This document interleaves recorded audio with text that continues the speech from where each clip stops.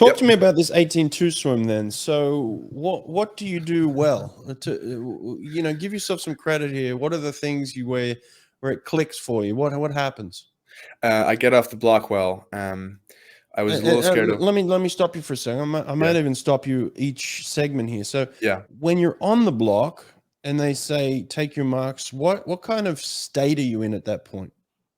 I call it the slingshot stage. So it's like, I can kind of spill the tea here. What I do is I go down on the block and I will grip the block itself like I was gonna like deadlift 200 pounds.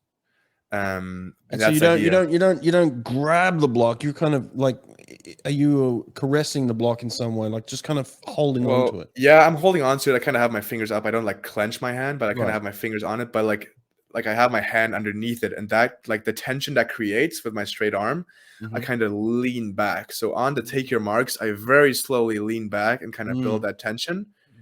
And then I kind of just slingshot out of it. And that was not really working for me at the beginning of the meet. I was like very slow off the block. But in that 200 free relay, you can really see the difference from the individual or even the morning that I was like kind of firing off of it. And yeah, and this is something I give Caeleb credit to a lot, that he has his little YouTube thing where he kind of walks through his swims. And he does analysis, and he did an analysis of his 17.6. And I watched that like last year when it came out. And he said, in your start, which is the second part of your race, right? In your start, you always want to sacrifice length of your entry over entry, right? So you want to enter pretty rather than jump further. Right. And I took that with me last year, and you'll see it if you look at the video. I don't splash that much. Like I'm very, very thoughtful of like entering clean instead of jumping far. So how do you enter clean? Talk to me about that. You're a big man. So are you being patient through the entry? Like you having a hold through the entry? Yes. And I also keep my core engaged, right? It's kind of like you kind of go off the block and then you kind of flex up and you keep that tension. You know, a lot of people like kind of flop in the air and kind of like breathe in or whatever. And then kind of like they enter with their upper body, but they don't realize that their lower body is still not in. So they kind of just let that go and it flops the legs, right? Yeah. Like you don't want to splash from your knee down, which a lot of people do. Like at the highest level, you go to Olympics, right? And the only person you see that doesn't splash is Caeleb. He like just gets off that block, gets his arms over, kind of just like, whoosh, kind of it's almost like he gets sucked into the pool. Yeah, and that's not unobtainable. That's like what I was working for, you know. And it looks different for me because I'm taller and I'm not strong, but the idea is the same. Like I move my arms over, I kind of stay very, very long, clinch my head through, and just like really, really practice going in as one. And then once you're in, are you patient here? You're not trying to initiate the dolphin kick straight away, are you? Being patient through that line? I'm very, very patient, and that's something that Hawke taught me, you know, from last year. That you're at your highest speed in the race when you jump from the block, and second highest when you push off the wall. So if you look at vectors, speed vectors, which we did when I was in Sweden a bunch, you'd like film from the side and put speed vectors. You'd see that everyone, Sarah Stroström included, would ruin their speed from the wall with their first kick. It'd be like, 5.5, it'd be like 5.5, 5.4, first kick 2.6, and then you would like do your second kick 2.9. So you would like ruin the speed and get up again. And I was very, very careful with that this year, that it's like the only person that can get away with that is Caeleb, because he kind of jumps in, he glides, and his first kick is massive. I just can't do it. I tried it. I jump in, I glide, which is important, but my first kick is tiny. So it's like whoosh, and then how do you time the glide to the kick? Like what's going through your head there? Are you counting like a 1 Mississippi or something like that? Like what is it? Or 1 Sweden? No. What is it? Just 1 Viking, 2 Vikings. It's just practice, man. Just practice a bunch. So there is a holding pattern. There's a holding phase, and then you're like, okay, now's the time to initiate the first kick. Yeah, you learn. I mean, it's like we do a bunch of start and glide, so you'll feel when you start losing speed, right? But the idea is there. It's like you want it to look really pretty, and this is like the most important thing. It's like if you like, I watch my swimming all the time, like in practice, and Marsh does this, and that the basic idea is, if you look at Caeleb, it looks really pretty. He's very smooth with it, right? And it's the same idea in like weightlifting. When I learned to weightlift, which we do a bunch off of here, it was like, if it looks like shit, it's not going to work. Like it literally isn't. If your stroke looks doo-doo, it's like not a good idea to swim because you're not going to swim very fast over time. So it's like people are trying to like do yardage, but they can't pull a straight stroke. Like, no.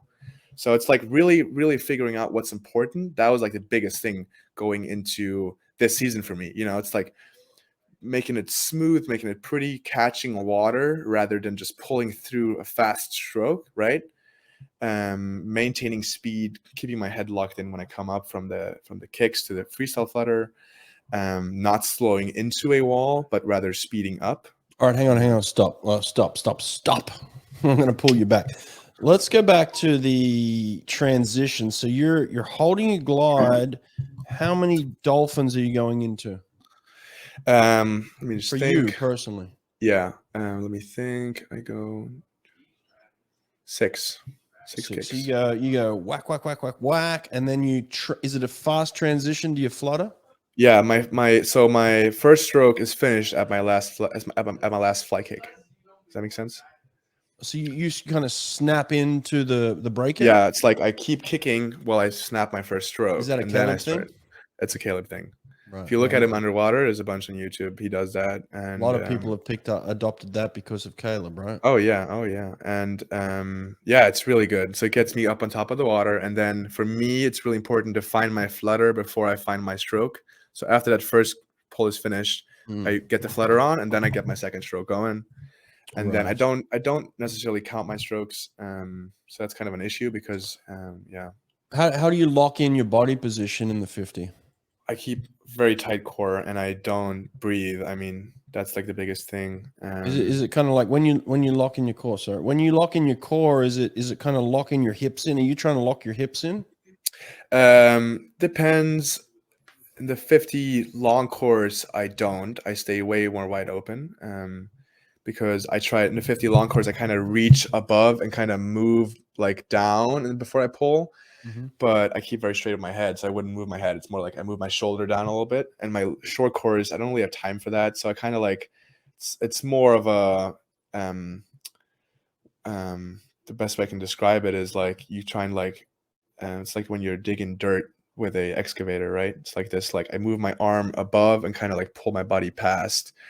I wouldn't say I try to stabilize my hips that much because it's only like 6 strokes before I turn. So it's more like it kind of just happens, right? I kind of lock in, keep tight, and then swim through it and kick through it. I don't really move my middle part that much. Right. I'd say that's the biggest part there.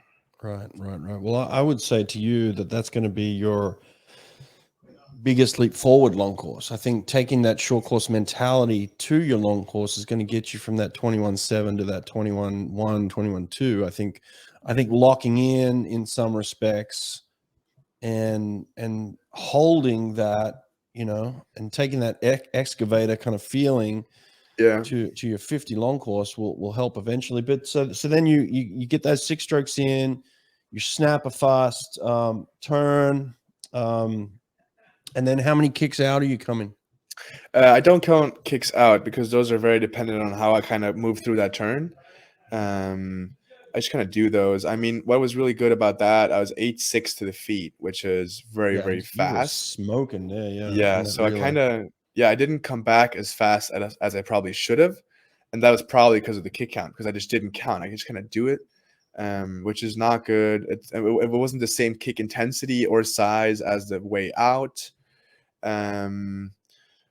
But I was also like, I kind of close my eyes when I turn every time in freestyle because I don't like seeing people and where they are. It just ruins my race. And that's something I did really well there. So it's like I turn, my last stroke, I close my eyes. I totally do my turn blind. And first, when I'm on my stomach again, kicking, I will open my eyes. And that's kind of like, you don't know where you are, right? Because you're already like halfway through. So I kind of just kick there. Does that make sense? Yep. And I kind of just get up. I hope that I kind of hit the surface well. And then back is just like haul ass. Just haul ass. Yeah, haul ass is a word, but I don't think it is necessarily just haul ass. You're not digging trenches. Like you're staying high and you're staying long. In that relay, I noticed you sat up really big. You kept really big. Like your length was there. It seemed like to me in the relay you connected it better. That 18.2 was almost like it was going to happen because it was like a freedom of just flowing speed, but it was high. It was locked in. I don't know. Did you feel the difference?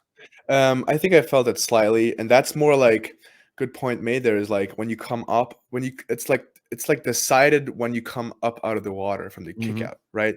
It's just like you kind of flop out and then it's just like maintain that body position, right? So Right. that was really good. I kind of like kicked out and I kind of like did a big one before I came out and I just kind of like was on top of the water and kind of just turned my arms and that felt really good. I was like, I'm kind of floating here, you know? Mhm. But it's not like you can swim and then decide to go up. It's more like you have to like do that from the kick out. Right. But the length is important too, isn't it? Like Yeah, you're not just digging, you're not just like cutting short. Like yeah, you're getting in the point and you're pulling back to the point. Like you're finishing the stroke, right? yeah, yeah. Well, for me, that's like I call it a digging stroke because it is as fast as I can go, like humanly. Right. I'm very thoughtful about not making a short stroke. Mhm. That's something I did last year. I was really short in my strokes, but Mhm. it's still like move as fast as you can, kind of, because at this point, like I'm way stronger than last year, so I can kind of do that, but still keep my length, right? Right. Whereas in the 100, like when I swim the 100, I'm really, really thoughtful about just going as far as I can. Like really, really thoughtful about that. Right, right. Well, how do you finish off the back end of your stroke? Are you coming out at your hip or are you trying to extend past your hip? Um, I couldn't tell you honestly. I don't know. I think I'm probably like right between there. I like pull very far, but I'm also very stressed about getting my hand up moving again. So I don't Right, think I yeah. pull like fully Speed in all the the way. recovery is important, right? Yeah, yeah. Well, that's something, that's something I took away from the Olympics too. I watched David swim, David Popovici. That's Mhm. insane. Like that guy's insane. Like that, he's very skinny, very tall, but he just goes up top and just Mhm. pulls all the way down, Mhm. like all the way. And that pull is amazing. So it's like it's not you can't I guess you can do it in yards, but it's such a different like idea of like, you kind of snap out of a kick and like, stay on top of the water and just swim. Whereas in long course, what he does is a way better idea in terms of like pulling through a stroke. So it's very different swimming. I Right, think right, that matters. right.